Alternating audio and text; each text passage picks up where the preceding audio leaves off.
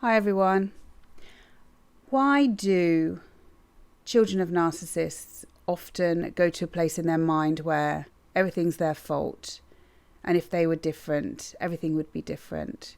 Even though intellectually they're more than likely aware that what's happening isn't their fault. It's unfair, it's unjust, and that there's something wrong, but they might not be sure what it is. So we can look at it this way. If children blame themselves, then it can be more stabilizing mentally for them, as they then do not see or realize how bad the situation is that they're in. So it's a way of having a more stable existence than if we feel how unstable everything is around us and we don't have any control and we're reliant on the outside world and the randomness of it when you have a narcissistic parent, because the rules change all the time. A stabilizing way of dealing with this can be to internalize it, blame the self, because then it's more in your control.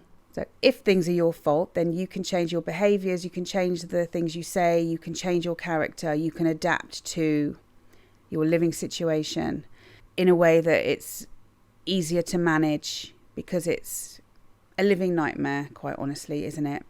So how do you manage to exist and stay sane in a living nightmare? Then you can turn it around and blame yourself. And in that way, you can have a feeling of more control, have a feeling of more stability, but then also you can hide the full horror of the situation that you're in. That no matter what you do, you will not be loved, you will not be accepted, you'll be criticised, you'll be shunned, you'll be controlled. And it's horrific. Also, it suits abusers to say that their children have a vivid imagination, or that they make things up, or that they're liars. So this can cause children to also blame themselves and doubt their perception of reality. So how do we deal with this? We can be aware when we move into that place of self-blame. Are these thoughts realistic, or am I in a trauma response when I'm feeling this way? And then eventually we can come to realise that when we blame ourselves, it's not true. It wasn't our fault and we didn't deserve any of it. Those people were incapable of love.